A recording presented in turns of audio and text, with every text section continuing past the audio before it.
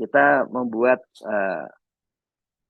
skema seperti ini. Skema inilah yang digunakan pada saat ini untuk melihat bagaimana kondisi buruh dan berburuh baik di perkotaan maupun di pedesaan, termasuk di desa. Jadi ada penduduk dibagi dua, di luar usia kerja dan penduduk usia kerja. Kita sudah belajar bahwa usia kerja 15 sampai 65 tahun.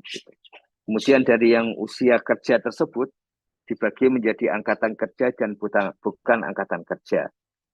Bukan angkatan kerja itu sekolah, mengurus rumah tangga, menerima pendapatan, sementara angkatan kerja yang bekerja dan menganggur. Bekerja itu kalau dia mendapatkan upah dari hasil kerja, dan kalau dia di atas 35 jam per minggu maka disebut bekerja penuh. Sementara kalau kurang dari 15 tapi lebih dari 1 jam disebut sebagai setengah menganggur. Kalau dia tidak bekerja sama sekali maka disebut pengangguran terbuka. Nah, ini nanti yang kita lihat fenomenanya di desa. Untuk Agustus 2022 itu penduduk Indonesia yang berumur 15 tahun ke atas 209 juta di seluruh Indonesia. Kemudian di angkatan kerjanya itu 143 juta. Ada 65 juta yang bukan angkatan kerja meskipun dia di atas 15 tahun. Itu karena dia sekolah, kemudian karena dia mengurus rumah tangga, dan karena hal-hal yang lainnya. Jadi seperti itu. Tingkat partisipasi angkatan kerja itu adalah berapa jumlah dari angkatan kerja per total penduduk. Jadi itu 68%. Yang bekerja 135 juta. Tadi yang bekerja 135 juta. Di Indonesia pada saat ini yang menganggur ada pengangguran terbuka, tapi ya bukan termasuk setengah pengangguran. Kalau tambah setengah pengangguran lebih banyak.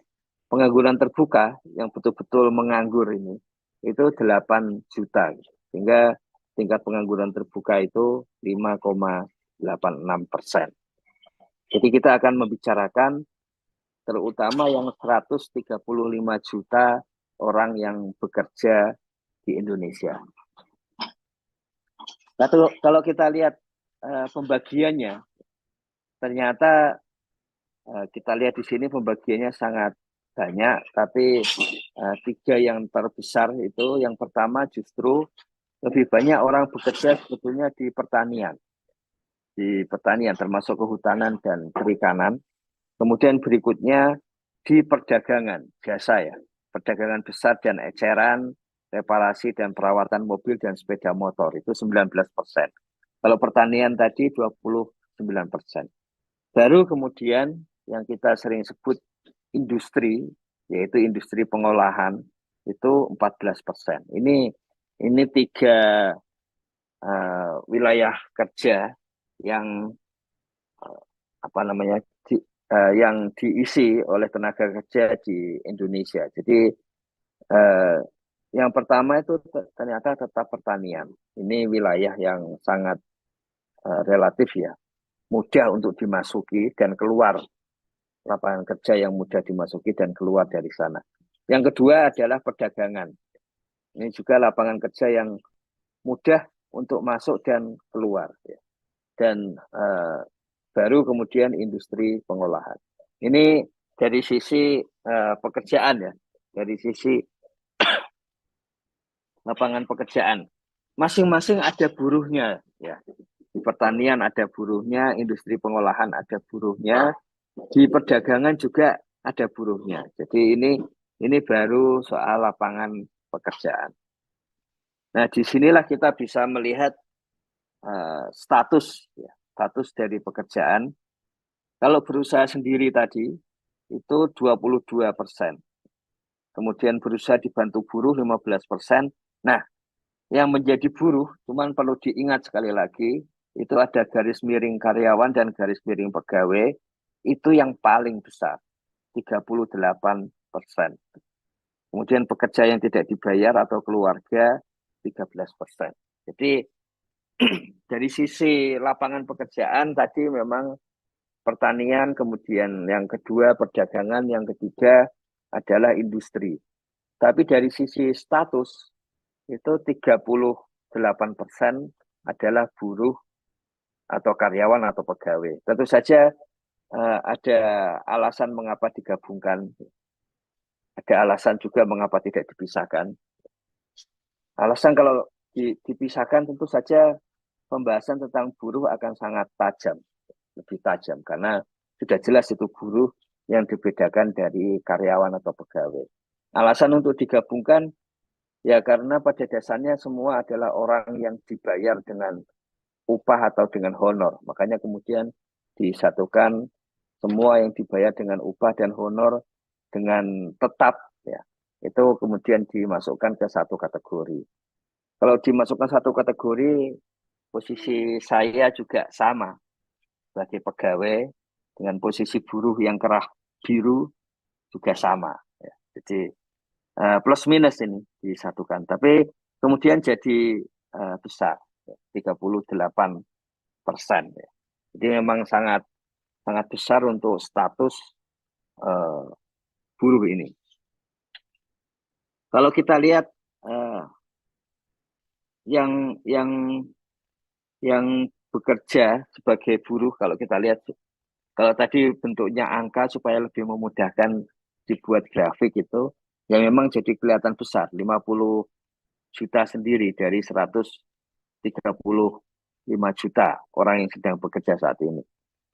Kemudian setelah buruh, kita lihat berusaha sendiri, kemudian berusaha dibantu buruh tidak berbayar, lalu dengan dukungan pekerja keluarga yang tidak dibayar. Jadi kita bisa membayangkan kondisi ketenaga kerjaan di Indonesia itu, kalau kita tidak bisa menjadi pekerja, tidak bisa menjadi buruh, tidak bisa menjadi karyawan atau pegawai, maka memang apa peluang selain itu adalah kita memang harus berusaha sendiri.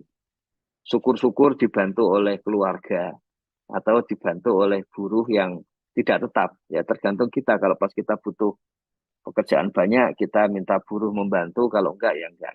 Jadi sangat drastis antara harus bisa masuk dalam satu organisasi untuk bekerja. Kalau tidak, maka segera banting setir untuk menjadi wirausaha. Seperti itu. Jadi kondisinya menunjukkan hal yang sama. Nah ini juga hal yang menarik. Apakah benar kita menuju, kalau dalam bahasa zaman dulu tuh, menjadi negara buruh, proletarianisasi, dan sebagainya. Kalau kita lihat di sini, memang sejak reformasi, kalau kita lihat dimulai dipotong di tahun 99, ya, itu yang naik dengan jumlah yang tinggi itu memang kemudian di situ adalah yang warna merah ini buruh, garis miring karyawan, garis miring pegawai. Ini meningkatnya pesat dibandingkan dengan yang lain. Ya. Yang kedua, tadi kita sudah sama-sama lihat setelah hampir relatif sama, kemudian mulai naik pesat lagi juga adalah yang berusaha sendiri. Jadi sebetulnya kalau kita lihat garis seperti ini, perjalanan bekerja di Indonesia sejak masa reformasi sampai sekarang ini, memang jumlah orang yang menjadi buruh atau karyawan atau pegawai itu mengalami peningkatan yang paling tinggi. Tapi paling tidak sejak masa persis sebelum COVID itu, ya, itu kemudian kita melihat yang berusaha sendiri ini, ya, para wira swasta, ya, itu semakin meningkat. Ini sebetulnya kondisi yang menarik gitu. Kalau kita sepenuhnya proletar, kita bisa menduga peluang-peluang untuk konflik, untuk saling kritik dan sebagainya akan semakin meningkat. Tapi sebetulnya ada bagian kedua yang berusaha sendiri ini yang semakin meningkat ini. Ini dalam tanda kutip bisa menetralisir kondisi-kondisi seperti itu. Ya. Jadi kita berusaha sendirinya ini, kemudian yang penting adalah bagaimana kita bisa bisa membuat, kalau untuk yang berusaha sendiri yang dia butuhkan tentu saja adalah eh, jalan yang makin mudah untuk melakukan wira swasta. Sementara bagi buruh tentu saja yang penting di situ adalah bagaimana bisa menyejahterakan buruh. Dalam konteks kita tentu saja para buruh yang ada di desa. Kita lihat ada sedikit penurunan di tahun 2020-2021. Itu kita sama-sama tahu itu karena ada masalah pandemi COVID-19 ketika banyak perusahaan apa namanya itu gulung tikar gitu, sehingga punya pengaruh terhadap jumlah buruh atau karyawan atau pegawai yang dibayar dengan honor atau upah tetap. Jadi kalau kita lihat kondisinya seperti ini, arahnya kita tahu ke depan sambil kita melihat kondisi terakhirnya gitu. Ya, jadi ini melihat arah dan kemudian kita melihat kondisi terakhirnya. Kalau kita lihat di sini sepertinya keadaan rebound itu dari 2003 menuju 2004 ke atas ini. Dan kemudian ada sedikit lompatan di 2009 ke sampai 2012 dan kemudian naik sampai ke posisi yang tinggi di 2019, turun karena COVID dan kemudian mulai naik lagi sekarang. Nah, kemudian kita lihat beberapa aspek apa isinya gitu. Ya, jadi mungkin karena ini jumlahnya sangat apa namanya itu, ya paling tidak kita punya fakta mengenai jumlah orangnya. Tapi untuk memudahkan kita buat persentase. Nah, kalau kita lihat persentase tertinggi itu kan memang tadi 38% itu buruh. Dan kalau kita lihat buruh, itu kita lihat gambarnya kelihatan sekali itu bahwa buruh karyawan pegawai itu semakin dia uh, apa namanya itu tingkat pendidikannya tinggi, semakin dia cenderung menjadi buruh karyawan pegawai. Ya, jadi dilihat di sini yang tidak atau belum belum pernah bersekolah menjadi buruh itu 5,6%, sementara yang universitas 79%. Jadi dan ini konsisten kalau kita lihat di situ bahwa apa namanya menjadi buruh karyawan pegawai itu konsisten dari yang SD tidak sekolah sampai universitas. Antara SMA umum dan keguruan, kalau ingin menjadi buruh pegawai karyawan lebih tinggi persentasenya SMK kejuruan. Kalau SMA umum 46%, SMA kejuruan 59%. Nah, kemudian kalau kita lihat kondisi yang agak berbeda meskipun agak mendatar ya. Itu adalah yang berusaha sendiri, yang nomor satu. Di situ yang tidak sekolah itu 22%, belum tamat SD 27, SD 25. Kalau kita gabungkan itu saja ya. Itu sudah tinggi. Baru kemudian makin turun, makin ke akademi atau diploma dan universitas. Jadi seperti itu. Demikian juga hal-hal yang lain ya. Jadi uh, yang nomor dua juga demikian. Pekerja bebas itu juga menunjukkan bahwa kondisinya meskipun tadi kita melihat naik ya, tapi ternyata lebih banyak pekerja bebas itu yang tidak sekolah, kemudian dominasinya ya tamat SD dan sebagainya gitu. Baru kemudian sampai ke universitas. Jadi lebih banyak semakin tinggi pendidikan malah menjadi buruh karyawan atau pegawai. Dan itu punya konsekuensi. Jadi kalau dulu Karl Marx itu mengatakan apa namanya salah satu manifestonya buruh sedunia bersatulah itu ya memang karena lebih mudah bersatu. Kenapa lebih mudah bersatu? Ya berkumpul kalau di tempat saya di Kudus misalnya ya. Cuman di sana sangat jarang demo. Jadi bagaimana bisa berkumpul 3.000 orang dalam satu ruangan. Dalam satu kompleks itu ada sekian ruangan itu bisa berkumpul sampai katakanlah kalau itu 1, 2, 3. Kalau yang besar sampai 10 kan berarti 30.000 orang berkumpul. Jadi kalau mau mengorganisasikan mestinya mudah. Bahwa di tempat saya dulu tidak ada demo dan sebagainya itu juga menunjukkan hubungan-hubungan yang eh, berbeda ya, karena hubungannya berbasis budaya dan sebagainya sehingga memang tidak muncul hal-hal apa konfliktual seperti itu. Tapi yang jelas sejak dulu bayangannya buruh itu tempat bekerjanya relatif menyatu, tidak seperti petani meskipun jumlahnya banyak, tapi dia tempat bekerjanya beda.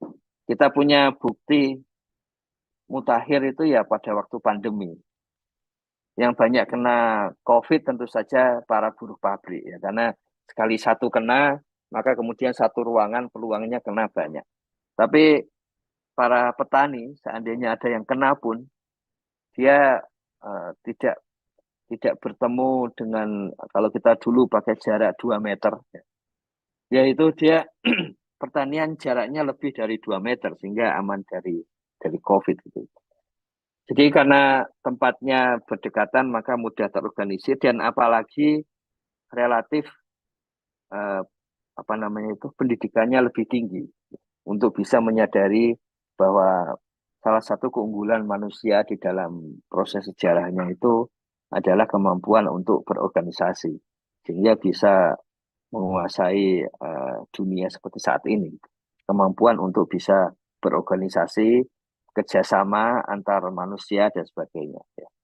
Jadi ini uh, dan makin intelek kalau bekerja sebagai buruh atau karyawan atau pegawai makin intelek. Kita lihat di sini ketika sudah masuk ke universitas itu proporsi dari lulusan yang menjadi buruh karyawan pegawai lebih tinggi daripada proporsi yang tamat SD, misalnya seperti itu. Tamat SD itu ya 20% dari yang tamat SD yang bisa menjadi buruh karyawan pegawai, sementara di universitas itu sampai 79% atau hampir 80% dari setiap lulusan universitas itu yang menjadi buruh karyawan pegawai. Jadi kondisinya seperti itu.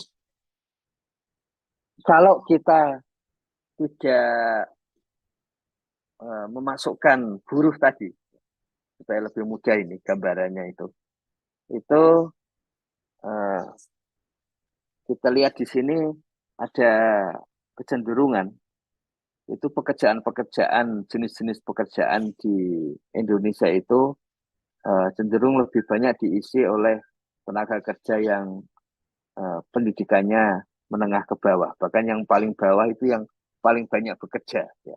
Jadi yang tidak atau belum pernah bersekolah SD, belum tamat SD ini menduduki kondisi yang paling banyak.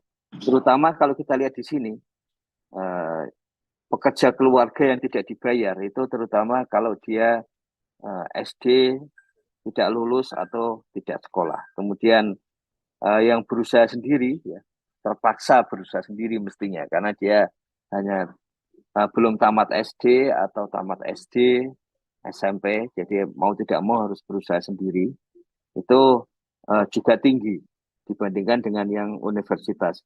Lalu yang berusaha dibantu buruh uh, tidak tetap seperti contohnya tadi petani itu juga tinggi di apa namanya itu di uh, lulusan-lulusan jenjang pendidikan yang relatif pendidikan bawah ya. Artinya di sini kita melihat peluang yang real muncul saat ini pada masyarakat bawah itu ya memang mau tidak mau melakukan usaha sendiri, dibantu keluarganya, atau kadang-kadang kalau sudah agak maju dibantu buruh, tapi tidak tetap. Sementara untuk yang berusaha sendiri, untuk yang menjadi buruh itu, nah ini kalau kita taruh buruh di dalam gambar tadi, itu kemudian kelihatan bahwa uh, senjangnya sangat jauh. Makanya salah satu hal yang penting, apakah bersekolah lebih tinggi itu mengubah nasib? Sepertinya di Indonesia iya, karena kondisinya seperti ini. Kalau kita tidak sampai ke buruh kita masukkan, maka pekerjaan-pekerjaan selain menjadi pegawai dan sebagainya itu diisi oleh yang pendidikannya menengah, bahkan yang paling rendah. Kalau kita satukan ini, yang tidak tamat sekolah, tidak tamat SD, tidak sekolah, tidak tamat SD, dan SD itu pasti jauh lebih besar, ya kan? Tapi begitu masuk ke SMA, kemudian diploma, apalagi universitas, maka kemudian melonjak. Jadi ini indikasi memang kalau kita ingin mendukung warga yang ada di desa, memang salah satu hal yang penting kita ajak untuk bersekolah. Tidak harus, supaya tetap bisa bekerja, tidak harus sekolah formal, tapi kejar paket A, B, C itu menjadi uh, penting. Kemudian soal rata-rata gaji untuk buruh. Ketika sudah menjadi buruh pun, ternyata senjangnya terlalu jauh antara yang universitas dengan yang pendidikan di bawah. Makanya sebetulnya eh, eh, membuat para pekerja yang ada di desa itu bisa sampai lulus universitas itu menjadi penting karena kelipatan gajinya terlalu terlalu jauh bedanya dibandingkan kalau misalnya yang tidak sekolah ke SMP itu bedanya 2 kali lipat, SMP ke SMA bedanya cuma sedikit, tapi begitu SMA ke universitas bedanya hampir 2 kali lipat. Bahkan kalau dari yang SMP 2 kali lipat lebih, kalau dibandingkan yang tidak sekolah apalagi bisa 5 kali lipat gitu. Jadi eh, memang ada bedanya dari awal kita lihat ini, ada bedanya untuk yang universitas. Dan kita bisa lihat, kita refleksikan diri kita itu ada di mana gitu ya. Karena puncak dari karir sepertinya dimulai di umur antara 35 gitu, sampai katakanlah 45 tahun.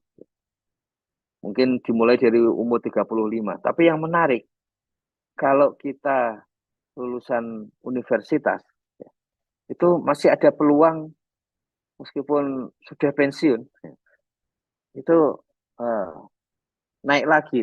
Mungkin karena dipekerjakan kembali dan sebagainya. Jadi ada tren seperti itu kalau kita lihat yang bagian kuning di umur 60 tahun ke atas itu. Seperti itu. Jadi tidak hanya ada peluang kerja, tapi ada peluang pendapatan yang lebih tinggi. LPL desa jelas itu menjadi penting konteksnya di sini. Tapi di samping itu, kalau ada satu katakanlah kredit, tapi untuk sekolah, kredit untuk pelatihan yang bersertifikat itu kiranya menjadi menarik untuk di desa seperti itu. Ini kemudian kalau kita bandingkan di desa sendiri relatif ini upah rata-rata per jam pekerja itu juga lebih rendah, dan kalau kita sengaja dia kasih gambar garis itu, kita lihat ada kecenderungan gapnya, kesenjangannya semakin tinggi. Kalau di 2020 itu antara 19.000 ke 14.000, tapi di 2022 itu 19.000 ke 13.000. 19.000 ke 13.000. Jadi kesenjangannya cenderung makin meningkat. Ini menunjukkan urgensi memang untuk segera mengatasi persoalan perburuan di desa. Kemudian yang menarik adalah dari data ini, yang menarik adalah bahwa memang secara keseluruhan Indonesia itu menunjukkan bahwa kerja di pertanian itu pendapatannya lebih rendah daripada kerja di industri. Dan kemudian kerja di industri lebih rendah daripada kerja eh, di pekerjaan-pekerjaan jasa. Jadi ini menggunakan atau sesuai dengan evolusi ekonomi, pembangunan ekonomi dari negara pertanian ke negara industri, kemudian ke negara jasa, ya, seperti itu. Dan di wilayah yang memang maju, ini contohnya Jawa Barat yang warnanya garisnya warnanya abu-abu itu mengikuti arah demikian. Tapi begitu wilayahnya belum maju, sebetulnya arahnya berbeda. Ini contohnya Jawa Timur yang warna kuning. Di situ industrinya maju, tapi secara keseluruhan wilayahnya belum lebih maju daripada terutama Jabodetabek itu. Maka jasa itu sedikit lebih rendah, sedikit lebih rendah. Kemudian di Aceh, Aceh itu kenapa kita jadikan contoh di sini? Karena kita lihat jasa bahkan masih lebih rendah daripada pertanian, meskipun industrinya maju. Tapi di wilayah di mana pertaniannya sangat kuat, seperti di Gorontalo, itu pendapatan dari usaha pertanian tetap lebih tinggi daripada industri, dan industri tetap lebih tinggi daripada jasa. Cuman kita punya bayangan ke depan kayaknya lebih mirip ke Jawa Barat kalau tidak ada perubahan eh, kebijakan dan kemudian konstelasi ekonomi dari yang sekarang. Kalau kita ingin seperti model Gorontalo, tentu saja mumpung sekarang seperti itu, maka penguatan yang lebih kuat ke desa-desa. Karena dengan demikian kerja sebagai di wilayah pertanian jadi lebih tinggi. Bahkan kalau kita lihat bisa lebih tinggi daripada kerja di industri, baik itu di Jawa Timur maupun di Aceh. Misalnya contohnya seperti itu, bagaimana kerja pertanian di Gorontalo itu bisa lebih tinggi. Nah, pola-pola seperti itu mungkin lebih menguntungkan desa. Ya. Pola-pola di mana industri lebih tinggi pendapatannya, apalagi jasa, tentu saja akan lebih menguntungkan kota.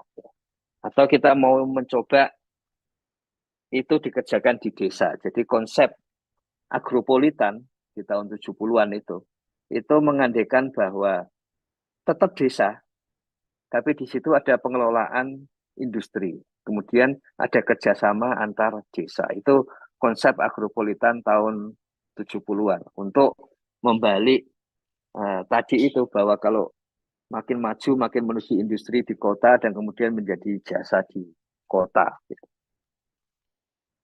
Nah, kalau kita lihat di sini nanti, ini seperti biasa di awal kita tunjukkan jumlahnya, tapi untuk bisa melihat analisisnya kita cek persentasenya ini. Nah, di pertanian ternyata dia bisa dimasuki berbagai macam status pekerjaan. Baik itu berusaha sendiri, dibantu buruh tidak tetap atau tetap, kemudian ada pekerja bebas, ya, kemudian ada pekerja keluarga. Yang tidak ada ya, adalah atau yang rendah di dalam pertanian itu adalah buruh atau karyawan atau pegawai, karena di situ dia relatif punya pekerjaan tetap bulanan. Ini tentu saja membutuhkan industri pertanian supaya bisa membayar gaji bulanan kan. Sepanjang belum menjadi industri yang bisa membayar gaji bulanan ya akan tetap rendah di situ. Sementara di industri ya, itu yang paling banyak adalah di situ 21% dari buruh atau karyawan itu ada di industri pengolahan. Ini yang dibayar ada bulanannya. Tapi kalau ada buruh yang dibayar jauh lebih rendah itu 18%. Kalau di total kan tinggi juga. Dan kalau kita lihat pekerja bebas non pertanian itu yang terbanyak itu adalah di konstruksi. Jadi memang masuk akal bahwa orang desa kalau dia tidak bekerja di pertanian, dia akan beralih ke konstruksi. Dan ini memberikan kita ide bahwa sertifikasi konstruksi itu mungkin akan sangat membantu orang desa. Jadi kita lihat di sini pekerja bebas non pertanian itu di konstruksi 52% dari seluruh pekerja bebas ada di sana. Kemudian untuk perdagangan ini juga wilayah yang mudah dimasuki. Kalau kita lihat di sini, jadi dia wilayah yang mudah dimasuki oleh berbagai berbagai status pekerjaan kecuali buruh. Jadi kalau kita lihat di situ paling tidak pertanian, kemudian perdagangan, lalu konstruksi itu wilayah-wilayah alternatif kecuali menjadi buruh kalau kita lihat di konteks seperti ini. Ini hanya untuk memperlihatkan besarnya ini. Tapi kalau kita lihat bagaimanapun tetap tumpuan kita ternyata di pertanian dengan berbagai macam status pekerjaan itu. Kemudian buruh, ya, ini kalau buruh kita lihat di sini dia tersebar kemana saja. Itu ternyata dia tersebar di industri pengolahan. Ini yang paling merasa mayday-nya itu dari buruhnya itu ada di situ ya. Tapi juga ada di tempat-tempat lain sebetulnya. Pertanian juga ada tapi cuma 16%, perdagangan 14%, ya. Kemudian jasa pendidikan itu 12%. Ini kemarin ada artikel yang apa namanya banyak dibaca uh, buruh dosen ya. Jadi karena uh, sebetulnya karena disatukan buruh karyawan pegawai disatukan. Nah kemudian kita lihat lapangan pekerjaan sesuai dengan jenjang pendidikan. Apakah benar bahwa buruh itu di bagian uh, yang tinggi ya? Kita lihat yang dominan. Yang dominan kalau orang tidak sekolah, ya enaknya kerja di pertanian. Kalau orang tidak tamat SD juga sama. Kalau tamat SD juga enak pertanian. Kalau tidak ya di perdagangan. Tamat SMP juga sama. Kalau nggak pertanian, perdagangan. Semakin menuju ke perdagangan. Jadi ini arah-arah seperti ini bisa kita lihat di tabel ini. Kemudian begitu SMA itu enak di perdagangan atau jadi buruh. Kalau SMA jadi dibagi dua seperti itu. Begitu diploma, lebih banyak diplomanya itu masuk ke jasa kesehatan dan kegiatan sosial. Jadi akper itu pasti sangat banyak di sini. Universitas itu justru yang paling banyak itu di jasa pendidikan. Jadi eh, jadi dosen lah itu seperti itu para lulusan universitas itu. Kemudian di kalau enggak ya tenaga kependidikan. Meskipun tadi tetap saja yang menjadi buruh itu atau karyawan itu sangat banyak tadi kita sudah lihat itu. Tapi ini secara masing-masing untuk melihat karakteristik dari jenis-jenis pekerjaan seperti ini. Di sini kelihatan sekali ini kalau jasa pendidikan lebih banyak universitas, kemudian kesehatan dominan akademi seperti itu. Nah, kemudian kalau kita lihat uh, alur pengangguran terbuka itu memang semakin rendah ya, pendidikan itu kemungkinan untuk menganggur itu memang semakin kecil. Ya tentu saja semakin kecil karena apapun jenis pekerjaan bisa dilakukan. Sementara pengangguran tenaga terdidik itu sangat sangat apa namanya itu sangat dipengaruhi banyak faktor. begitu ekonomi goyah gitu karena COVID, maka pengangguran langsung jadi meningkat. Kalau yang bawah kan nggak terlalu, kalau yang bawah nggak terlalu, tapi begitu yang di atas itu kemudian menjadi ada peningkatan. Nah, secara khusus di desa itu ada persoalan bahwa pekerjaan di desa itu cenderung informal. Pertama, lapangan kerjanya cenderung informal. Kalau non pertanian, memang informalitasnya turun, tapi tetap saja dominan informal. Tenaga kerja di pedesaan itu juga cenderung tenaga kerja informal, apalagi kalau pertanian. Dan kita tahu bahwa informalitas pekerjaan itu antara lain ya pastilah hampir semua apa namanya itu biaya. Kalau di pabrik kan semua biaya produksi itu dibayar atau disediakan oleh manajemen ya, oleh pemilik pabrik itu. Tapi kalau informal itu semuanya harus disediakan oleh orang itu sendiri. Jadi kemungkinan buruh mensubsidi pekerjaannya itu tinggi. Bayangkan kalau saya menjadi buruh tani, tapi saya tidak punya cangkul, tidak punya sabit, tidak punya alat-alat sendiri ya, saya tidak laku gitu. Sementara saya kalau kerja di pabrik itu cukup datang dengan pakaian yang disediakan pabrik, datang, kemudian alat-alat untuk kerja disediakan pabrik, setelah itu saya pulang. Jadi cuman berbekal badan, tentu saja plus plus informasi di dalamnya. Sementara alat-alat itu kalau kerja informal itu harus kita sediakan sendiri. Seperti itu. Jadi eh, menuju formalitas pekerjaan itu kelihatannya menjadi penting untuk kondisi di desa.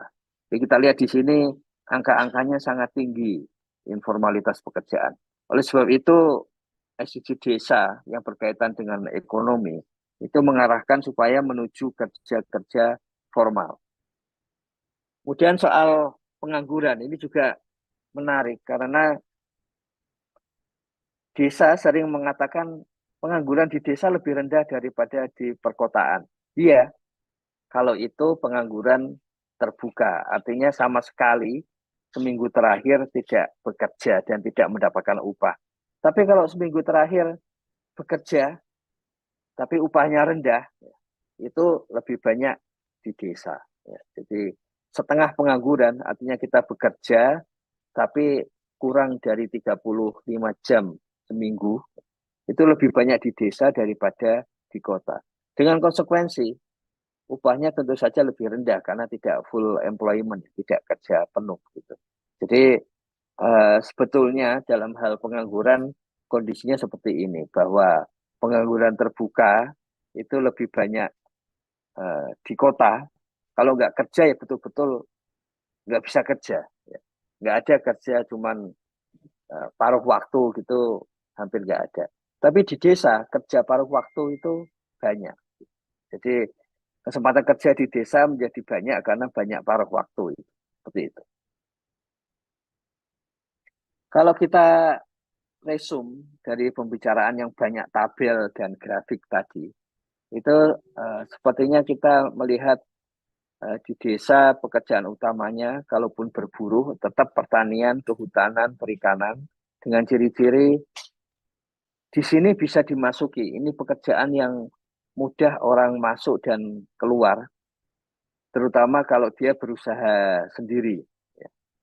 Cuman sayangnya memang di situ mayoritasnya tidak sekolah atau tidak lulus SD, SD dan SMP. Jadi dengan kenapa ada sayang di sini ya karena kemudian peluang untuk mencoba hal-hal baru, pengetahuan baru, mencari hal-hal baru itu relatif ya, relatif lebih sulit terutama kalau tidak sekolah seperti itu. Kemudian ada persoalan berikutnya adalah 88 atau 89% ini pekerjaan informal ya. Dan kalau pekerjaan informal itu tadi justru kita semakin atau buruhnya itu semakin mensubsidi pekerjaannya itu. Jadi kan ciri-ciri informal itu antara lain juga untuk upah yang sama, orang terpaksa bekerja lebih lama. Untuk upah yang sama itu orang terpaksa bekerja lebih lama. Dan memang kalau kita lihat bekerja 35 jam per minggu itu cocok untuk yang dari tidak sekolah sampai lulus SMA. Baru setelah perguruan tinggi, kalau kita kerja di atas 35 jam, itu eh, honor kita atau gaji kita atau pendapatan kita bisa lebih tinggi. Tapi kalau kita eh, pendidikannya rendah, kerja makin banyak di atas 35 jam itu memang pendapatan kita itu relatif semakin menurun. Ya total banyak, tapi jam kerja yang dibutuhkan jadi lebih banyak lagi. Lemburnya banyak, pendapatan lembur relatif lebih rendah daripada honor bulanan. Jadi itu ciri-ciri pekerjaan informal. Kemudian tidak ada asuransinya, apa namanya kalau ada permasalahan juga ditanggung sendiri seperti itu. Kemudian kita lihat upah di desa dan di pertanian itu relatif lebih rendah daripada di perkotaan. Ya. Ya tentu saja soal upah ini tidak hanya dilihat dari memang harga-harga di desa lebih rendah, tapi secara real, secara relatif dengan harga yang rendah pun kalau orang punya upah lebih tinggi dia akan lebih cepat sejahtera gitu. Kemudian jam kerja tadi kita lihat di desa juga lebih rendah karena indikasinya setengah pengangguran lebih banyak di desa tadi. Artinya jam kerjanya lebih rendah.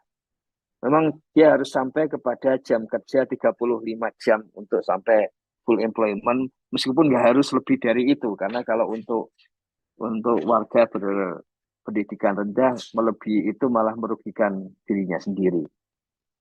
Nah, penyelesaiannya, ini mungkin rekan-rekan sekalian, kerabat desa sekalian, kalau ada ide, silakan menuliskan penyelesaian di chat room maupun di YouTube ya. Ini di YouTube kemarin belum muncul saja ada yang menuliskan permasalahan bagaimana membagi waktu antara menjadi ibu rumah tangga, kerja dan karir seperti itu ya.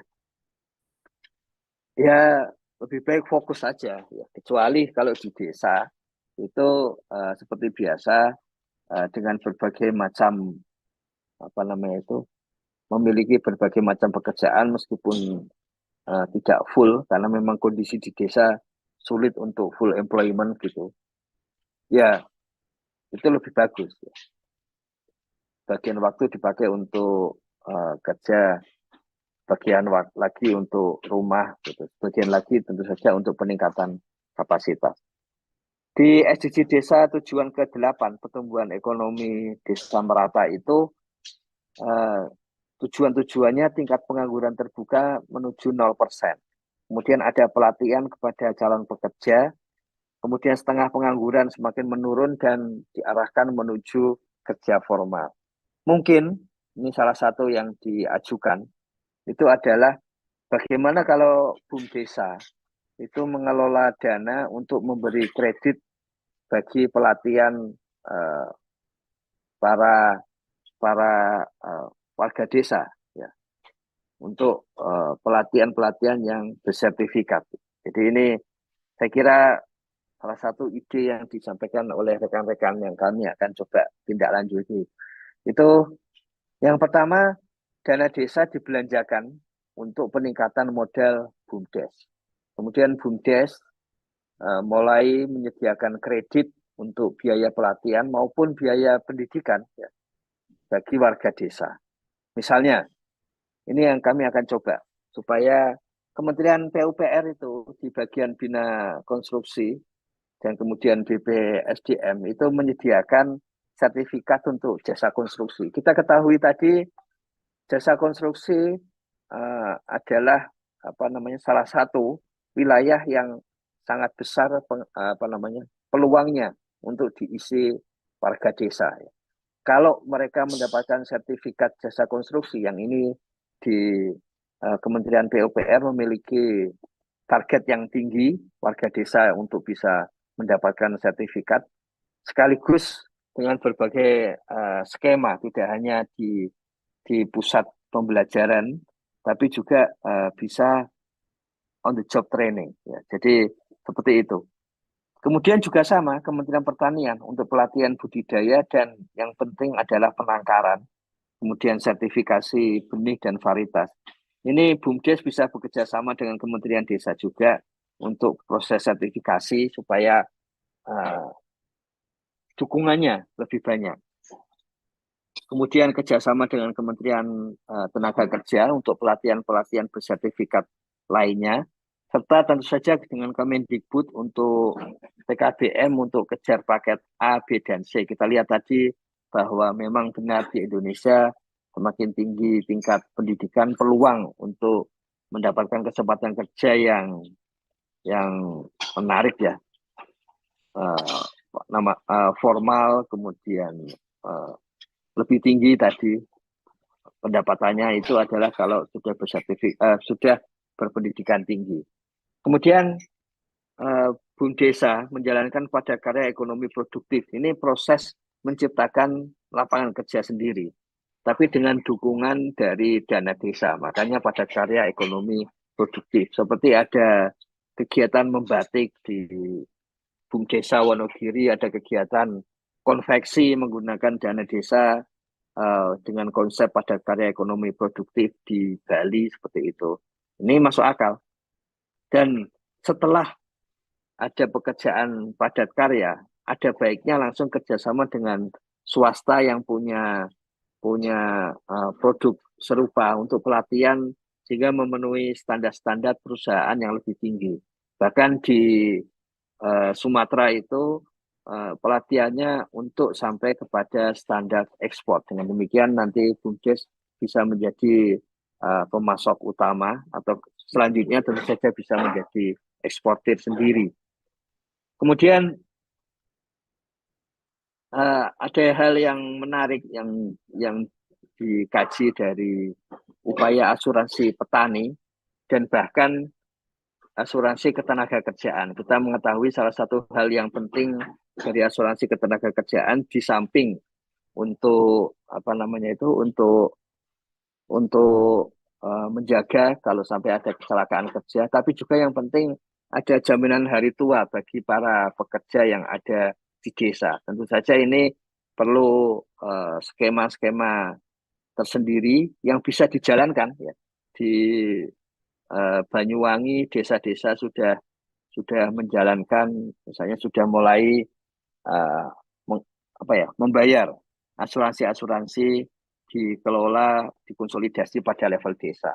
Mungkin itu bagian-bagian yang uh, bisa menjadi perbaikan utama untuk Mei Day 2023. Jadi konsekuensi setelah ada Mei Day 2023, kami akan coba tadi yang kayaknya yang paling mudah adalah kerjasama dengan Kementerian PUPR dan Kemenaker serta Kemendikbud dengan konsolidasi BUMDes-BUMDes di seluruh Indonesia. Kiranya seperti itu, Ustadz, yang bisa disampaikan pada pagi hari ini. Tentu saja dengan kondisi yang sifatnya data tadi, tindak lanjutnya yang penting. Jadi, tapi data tersebut memberi kita jalan tindak lanjut mana yang kiranya akan efektif untuk mendukung para buruh yang ada di desa. Begitu Ustadz. Terima kasih. Terima kasih Pak Kaban. Wah, luar biasa ini ya. Diskusi kita pagi ini selama 1 jam lebih. Bagaimana tadi Pak Kaban menunjukkan profil ketenaga kerjaan mulai dari kondisi existing terakhir gitu ya. Dan bagaimana relasinya antara tingkat pengangguran terbuka baik di desa maupun di kota. Tapi ada yang menarik, Gus.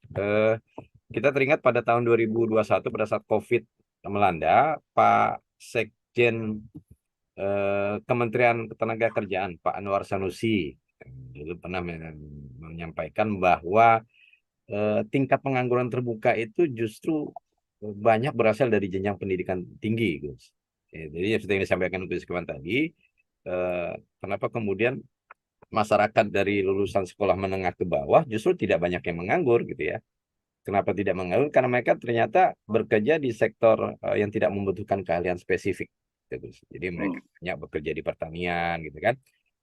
Justru yang lulusan-lulusan universitas atau pendidikan tinggi itu terhambat atau terkendala karena memang lapangan pekerjaannya membatasi seperti itu. Nah, jadi dengan apa yang disampaikan Gus Ivan pagi ini semakin mencerahkan kita, dan mungkin bagaimana teman-teman TPP pegiat desa juga yang ada di desa, yang mendampingi desa dan mengawal kebijakan pembangunan di desa, ini bisa menselaraskan potret masalah tantangan eh, terkait ketenaga kerjaan atau pengangguran kaitannya dengan buruh yang ada di desa melalui program-program yang nyata sebenarnya, Gus ya. Kalau memang kalau kita lihat di SID itu kan sudah ada juga rekomendasi, salah satunya bagaimana program padat karya tunai desa itu bisa menjadi salah satu men-trigger bagaimana penurunan kemiskinan di desa, misalnya tingkat pengangguran yang ada di desa, sehingga fokus utama dalam peringatan Hari Buruh hari ini itu bagaimana menjadi momentum untuk meningkatkan kondisi kerja dan pelindungan buruh desa serta perekonomian di desa. Gitu barangkali Gus ya. Ustadz, Ya, saya ada yang terlupa memang.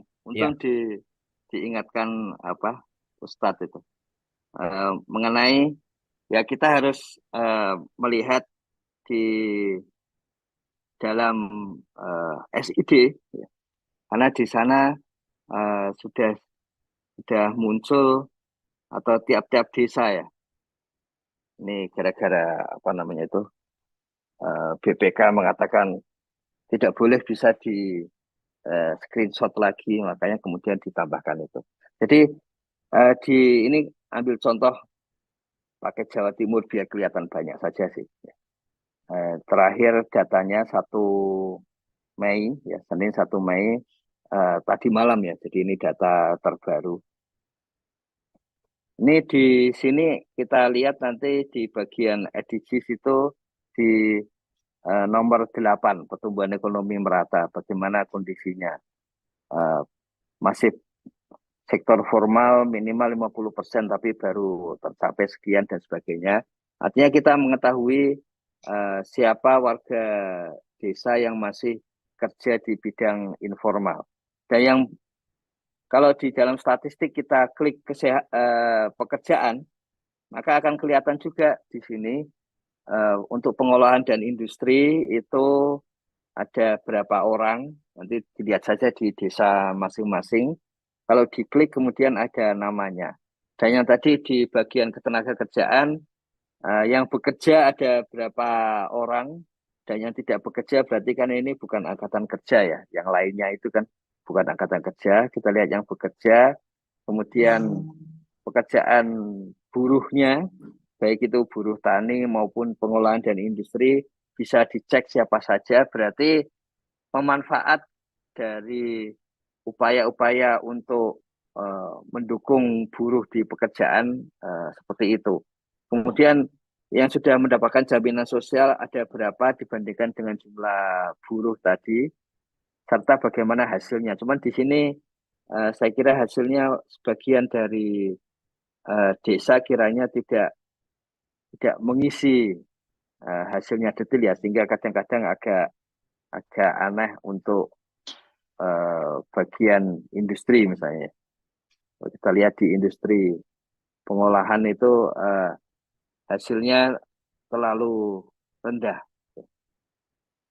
Jadi nggak mungkin lah seperti ini. Ini pasti ada kesalahan dalam pengisian seperti itu. Tapi yang lainnya kita desa pada dasarnya bisa langsung mengetahui pemanfaatnya siapa, BNMB address dan sebagainya, dan apa yang perlu dilakukan dari sid.kemendesa.go.id. Makasih Ustadz, diingatkan. Sudah saya siapkan tadi, cuma kok lupa disampaikan. siap. Nah, itu luar biasanya, Gus. Jadi memang sesungguhnya ketika data SID ini bisa, data SDGs desa yang tampil di SID dibaca, dipahami, kemudian bahas, disepakati, ditetapkan sebagai arah kebijakan pembangunan desa, maka upaya pencapaian SDGs Desa 8 dan juga SDGs lainnya yang menjadi tantangan di desa bisa terpecahkan sebenarnya Gus ya. Nah, tinggal lagi Iya, bagaimana benar. peran kita semua, peran TPP, pegiat desa, perangkat desa, pemerintah desa utamanya, itu bisa sama-sama memahami potensi yang ada, baik potensi sumber daya alam, sumber daya manusia, dan juga kompleksitas tantangan yang ada di tingkat desa. Begitu Gus ya, sehingga harapannya desa kemudian maju dan mandiri gitu ya. Bagaimana Indonesia bisa maju dan mandiri dibangun dari desa-desa yang ada di Indonesia. Tidak terasa Gus Ivan, kita sudah di penghujung dan sudah mulai pukul 7 lewat udah 12, dan terima kasih banyak ini atas pencerahannya Gus. Sehingga teman-teman pegiat desa, pegiat SDGs, kerabat SDGs juga mendapatkan pencerahan, dan semoga pencerahan kita di momentum peringatan Hari Buruh hari ini, BD hari ini, bisa menjadi apa, trigger kita juga untuk bisa mendampingi desa nantinya dalam membuat kebijakan perencanaan pembangunan, utamanya kaitannya dengan buruh yang ada di desa. Mungkin juga dalam konteks menurunkan tingkat pengangguran terbuka di desa juga, yang mungkin relatif masih menjadi tantangan desa hari ini. Terima kasih kerabat SDGs Desa atas keterlibatan aktif kita di pagi hari ini, dan kita akan bertemu kembali di ruang cakap SDGs Desa besok hari. Kita makin cakap, desa makin mantap. Assalamualaikum warahmatullahi wabarakatuh.